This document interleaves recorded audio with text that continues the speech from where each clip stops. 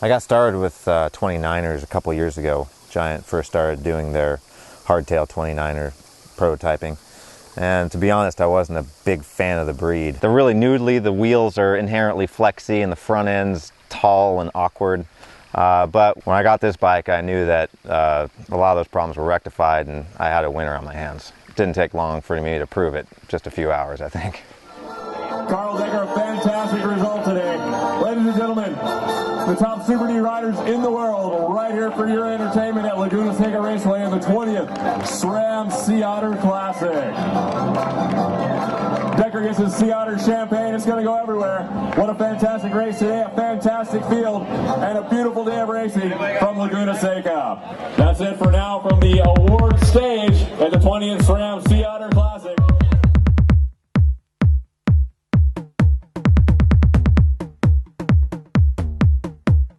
I got my first Anthem X29er, actually it was this one right here, at Sea Otter this year. It was pretty cool being able to deliver the very first Anthem X29 prototype to Carl because he didn't expect it at the time.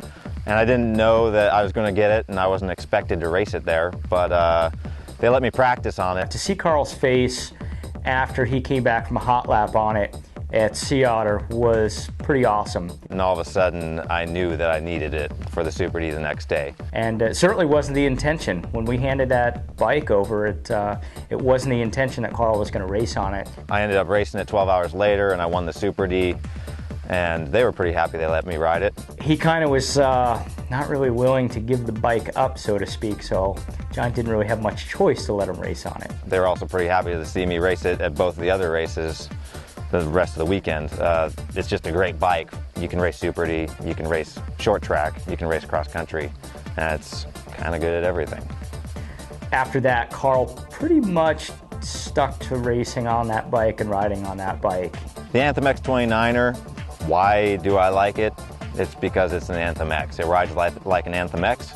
Being able to bring a lot of those key technologies like overdrive, 15QR, Mega Drive to the Anthem X29 chassis, it was those things that made the bike react and do what Carl needed it to do, and that was to behave in a similar manner as the Anthem X26. Except that on off cambers you can just dust anybody in the field. It's got incredible grip, it rolls over stuff, it's still light and it still functions. The rear end feels like an Anthem.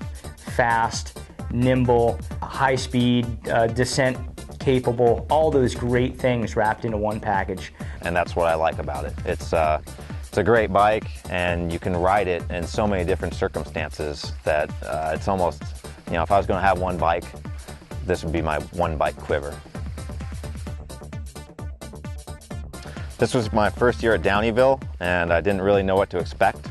And I did a bunch of practice on longer travel bikes, and you needed longer travel, or so I thought, but I did a little practice on this bike too, and with 4 inches, yeah, maybe it was kind of like bringing a knife to a gunfight, but sometimes in the dark, maybe, a knife is better than a gun. It was great. I out-climbed everybody by about 4 minutes, and we're not just talking anybody here. Adam Craig was the next guy on the climb, and he's no slouch. So the bike was great over that, and it was really, really fun on the really gnarly baby head sections too. I couldn't believe how great it was. I was really happy that I made the right decision, and my time showed that it was the right decision too. I think I have a course record there by a couple minutes. It was a real treat to be there with him this summer at Downeyville and see him absolutely annihilate the Downeyville course on the Anthem X29 prototype. The same bike that was handed over to him months prior at Sea Otter. Very cool, very cool.